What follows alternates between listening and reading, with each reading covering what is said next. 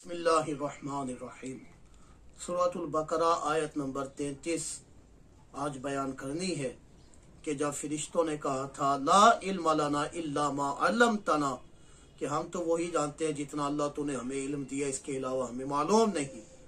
तो उस वक्त रब्बे कायनात ने आदम अलैहिस्सलाम से क्या फरमाया, सुनिए। कुरान कहता है क़ाल या आदमु अंबिहुम बिअस्माइहिम, ए आदम इन्हें इन अशिया के बारे में खबर दीजिए। क्योंकि अल्लाह ताला ने आदम अलैहिस्सलाम को पहले ही उनके औसाफ, उनके कमालात, उनकी खुसूसियात, उनके नुकसानात और उसके फवाइद बयान कर दिए थे। तो आदम अलैहिस्सलाम ने उसकी खबर देना शुरू कर दी, देते गए और हर चीज को वाज़ेह बयान किया। फलम्मा अंबअहुम बिअस्माइहिम, तो जब आदम अलैहिस्सलाम ने उन्हें उन तमाम चीजों की खबर दे दी तो रब्बे कायनात जल्ला शानुहु ने फरमाया अलम अकुल लकुम इन्नी अअलमु गैबस समावाति वल अर्द, क्या मैंने नहीं कहा था कि बेशक मैं आसमानों और जमीन की छुपी हुई चीजों को जानता हूं, खूब जानने वाला हूं। तो याद रखिए यहां पर एक बात कि रब्बे कायनात जल्ला शानुहु का कलाम में ये इरशाद हुआ आलमु गैबस समावाति वल अर्द, कि मैं आसमानों और जमीन की छुपी हुई चीजों को जानने वाला हूँ, खूब जानने वाला हूँ। तो याद रखिए अल्लाह ताला के लिए तो कोई चीज पोशीदा है ही नहीं, वो तो सब कुछ जानता है। इवन के पहाड़ के किसी जड़ के अंदर एक चिंटी जो रींग रही है, अल्लाह ताला उसके चलने को भी देख रहा है, उसकी खुराक को भी देख रहा है, उसके कदमों की टापों को भी सुन रहा है। वो मोहताज नहीं है, उससे कोई चीज पोशीदा नहीं है, वो सब कुछ जानता है।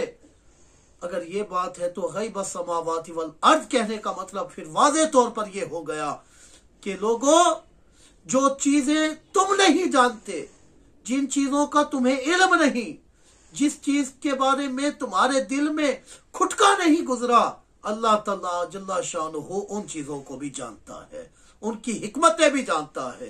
तो यहां पर भी रब्बे कायनात ने फरमाया कि इन्नी अअलमु गैबस समावाति वल अर्द, कि बेशक क्या मैंने तुम्हें ना कहा था कि मैं आसमान और जमीन की छुपी चीजों को जानता हूं। व अअलमु मा तुबदूना व मा कुंतुम तक्तुमून, और मैं खूब जानता हूं उस बात को कि जो तुम जाहिर करते हो और जिसको तुम छुपाते हो।